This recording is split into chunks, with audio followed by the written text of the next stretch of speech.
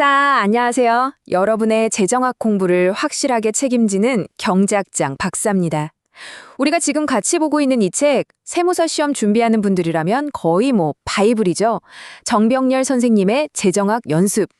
오늘도 이 책의 핵심 내용을 제가 아주 쉽고 또 명쾌하게 풀어드릴게요.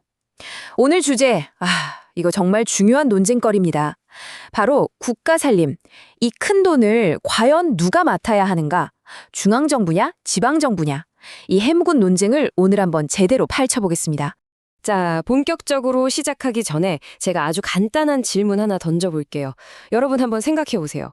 우리 동네에 진짜 멋진 도서관을 하나 짓는다고 쳐요. 그럼 이 도서관, 과연 나라 전체를 책임지는 중앙정부가 짓는 게 맞을까요?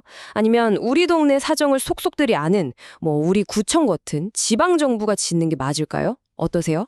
바로 이 질문, 이게 오늘 우리가 파헤칠 모든 이야기의 시작이자 가장 핵심적인 부분입니다.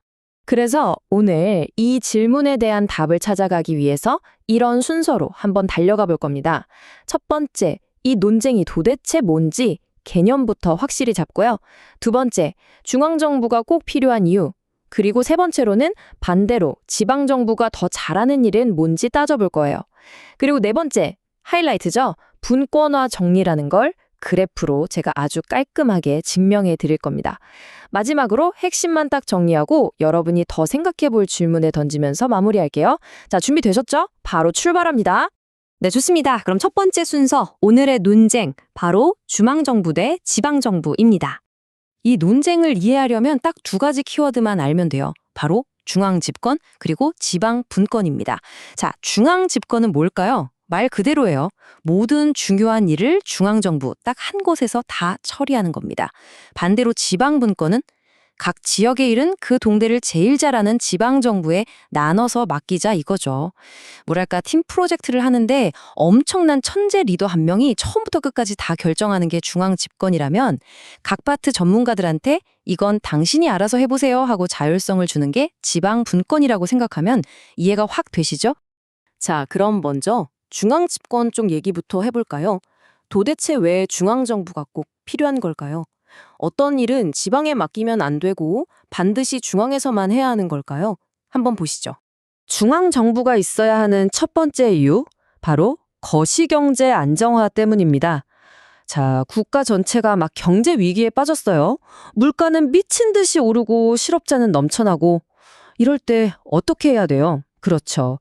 한국은행이 금리를 막 내리거나 올리고 정부가 엄청난 돈을 풀어서 경기를 살려야 하잖아요. 이런 강력한 정책을 서울시나 부산시가 독자적으로 할 수 있을까요? 절대 못하죠. 대한민국이라는 이 커다란 배가 흔들릴 때 키를 잡고 방향을 바로잡는 역할은 오직 중앙정부만 할 수 있는 겁니다. 두 번째는 바로 소득 재분배 기능이에요. 이것도 한번 상상해 볼까요? 만약에 강남구는 부자 동네니까 세금 많이 걷어서 복지를 엄청나게 빵빵하게 해주고 저기 다른 동네는 돈이 없어서 복지가 거의 없다로 쳐요. 그럼 어떻게 될까요? 그렇죠. 사람들이 너도 나도 복지 혜택 좋은 강남구로만 이사 가려고 난리가 나겠죠. 이런 부작용을 막고 전국 어디에 살든 공평하게 최소한의 인간다운 삶을 보장해주는 것, 즉 부자에게 세금을 더 걷어서 어려운 사람을 돕는 이 중요한 역할은 전국을 아우르는 시야를 가진 중앙정부가 맡아야 공정하고 또 효과적인 겁니다. 그리고 세 번째, 바로 자원 배분입니다. 특히 국방, 외교 같은 걸 한번 생각해 보세요. 이게 말이 되나요? 서울시를 지키는 서울시 군대, 부산시를 지키는 부산시 군대, 이럴 순 없잖아요. 그쵸? 국방이라는 서비스 혜택은 서울 시민, 부산 시민에게만 가는 게 아니라 대한민국 국민 모두에게 돌아가는 거니까요. 이렇게 그 효과가 특정 지역에만 머무는 게 아니라 전국적으로 퍼지는 공공재, 이걸 우리가 광역 공공재라고 부르는데 이런 건 당연히 중앙정부가 맡아서 공급하는 게 가장 효율적일 수밖에 없습니다. 저 교수님, 질문 있습니다. 말씀해 주신 건 다 이해가 가는데요. 근데 중앙정부가 모든 걸 다 결정해버리면 사실 서울이랑 제주도는 상황이 완전히 다르잖아요.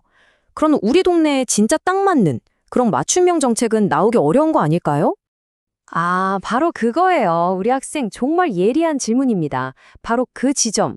그게 바로 왜 우리에게 지방정부가 필요한지에 대한 논의가 시작되는 지점입니다. 자, 그럼 이제 시선을 확 돌려서 지방정부가 더 잘하는 일은 과연 무엇인지 한번 제대로 파헤쳐보죠.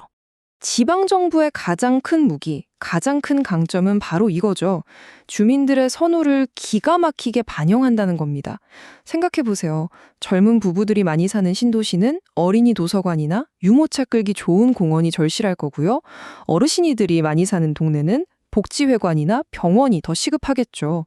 이렇게 동네마다 필요한 게 천차만별인데 중앙정부가 이걸 어떻게 일일이 다 파악해서 맞춰주겠어요? 거의 불가능에 가깝죠. 이건 그 동네 사정을 손바닥 보듯 꿰고 있는 지방정부가 훨씬 더 잘할 수 있는 일입니다. 그리고 두 번째 강점은 바로 효율성입니다. 돈을 허투루 안 쓴다는 거죠. 왜냐?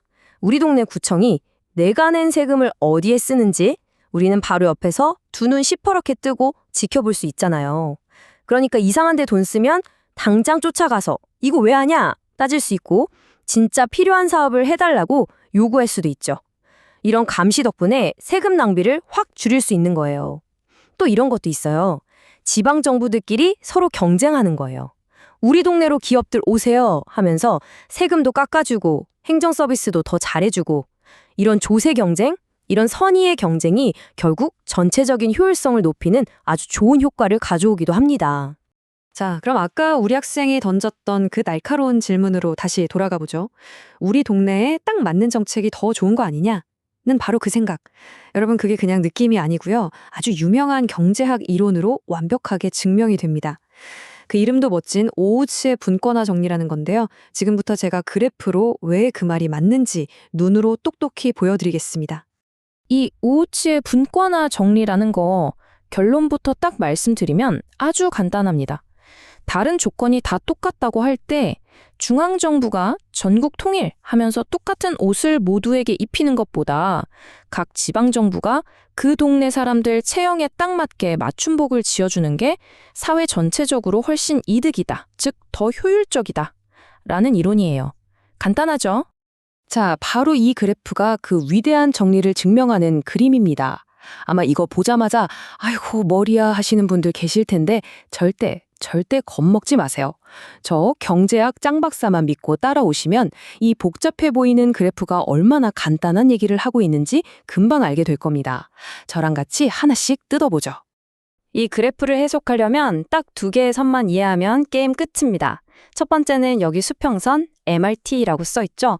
경제학 용어는 어려우니까 잊어버리시고 그냥 물건 만들 때 드는 생산비용이라고 생각하세요. 가격표 같은 거죠. 두 번째는 이 아래로 내려오는 두 개의 곡선 시그마 MRS라고 써 있는 거 보이시죠? 이것도 복잡하게 생각할 거 없이 그냥 주민들의 만족도라고 기억하시면 돼요. 자, 그럼 간단하죠? 생산비용과 주민 만족도. 당연히 비용보다 만족도가 커야 물건을 만들 의미가 있는 거 아니겠어요? 자, 그럼 그래프를 한번 보죠. 먼저 A지역부터 볼까요? A지역 주민들의 만족도 곡선이랑 생산 비용선이 딱 만나는 점. 바로 저 GA라는 지점.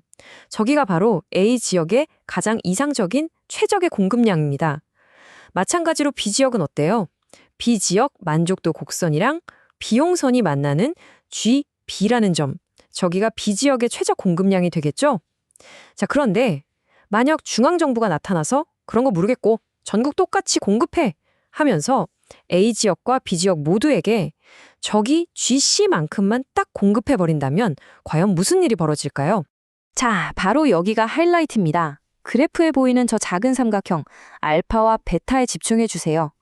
먼저 A지역부터 보죠. A지역 주민들은 GAA만큼을 간절히 원하는데 중앙정부가 GC 저것밖에 안 줬어요. 어때요? 만족도가 비용보다 훨씬 높은데도 덜 받아서 생기는 아쉬움, 그 손해가 바로 저 삼각형 알파의 면적입니다. 자, 이번엔 B지역을 볼까요? B지역은 GBA만큼만 있으면 되는데 중앙정부가 GC만큼이나 줬어요. 이건 뭐죠? 필요 이상으로 과잉 공급된 거죠. 만족도보다 비싼 비용을 치르면서까지요. 이건 명백한 세금 낭비입니다. 그 낭비된 부분이 바로 삼각형 베타고요. 결국 이 두 삼각형, 즉 A지역의 손해와 B지역의 낭비를 합친 면적이 중앙정부의 획일적인 결정 때문에 우리 사회 전체가 있게 되는 손실, 이걸 경제학에서 후생손실이라고 부르는 겁니다. 어때요? 이 그래프 하나로 지방 분권이 왜 더 효율적일 수 있는지 완벽하게 증명되죠? 자, 이제 거의 다 왔습니다. 오늘 배운 내용이 좀 많았죠? 머릿속에 깔끔하게 한번 정리해보고 여기서 한 걸음 더 나아가서 생각해볼 시간을 갖겠습니다. 이 표 하나로 오늘 배운 내용 깔끔하게 정리 끝입니다. 보세요. 중앙정부의 핵심 키워드는 뭐다? 바로 안정성과 형평성입니다. 나라 경제를 안정시키고 소득을 공평하게 나누고 국방 같은 큰일을 맡는 거죠. 반면에 지방정부의 키워드는 효율성과 다양성입니다. 우리 동네에 딱 맞는 걸 제공해서 효율을 높이는 거죠. 물론 동전의 양면처럼 단점도 명확해요. 중앙정부는 좀 둔하고 획일적일 수 있고요. 지방정부는 자칫하면 지역 간 격차를 더 크게 만들 수도 있다는 점. 이것까지 꼭 기억해 두셔야 합니다. 자, 그렇다면 최종 결론은 뭘까요? 중앙정부가 맞다, 아니다, 지방정부가 최고다. 이런 흑백 논리로 결론 내릴 수 있는 문제가 전혀 아닙니다. 정답은 없어요. 가장 중요한 건 뭐다? 바로 최적의 역할 분담을 찾아내는 겁니다. 국방처럼 스케일이 큰 일은 중앙정부가 맡고, 우리 동네 도서관 짓는 일처럼 지역 사정이 중요한 건 지방정부가 맡고, 이렇게 서로 가장 잘하는 일을 나눠서 하는 것. 바로 이게 재정학이 우리에게 알려주는 진짜 지혜인 거죠. 자, 그럼 이 마지막 질문을 여러분께 던지면서 오늘 강의를 마무리할까 합니다. 한번 진지하게 생각해 보세요. 여러분이 내는 그 소중한 세금, 지금 여러분이 살고 있는 바로 그 동네를 위해서 가장 먼저 딱 한 군데만 써야 한다면 어디에 쓰여야 할까요? 청년들을 위한 일자리? 아니면 낡은 도로란 지하철 고치는 거? 그것도 아니면 심각한 쓰레기 문제 해결? 오늘 배운 내용을 바탕으로 우리 동네의 미래를 한번 깊이 고민해 보시는 건 어떨까요? 지금까지 여러분의 재정학 길잡이 경제학장 박사였습니다. 고맙습니다.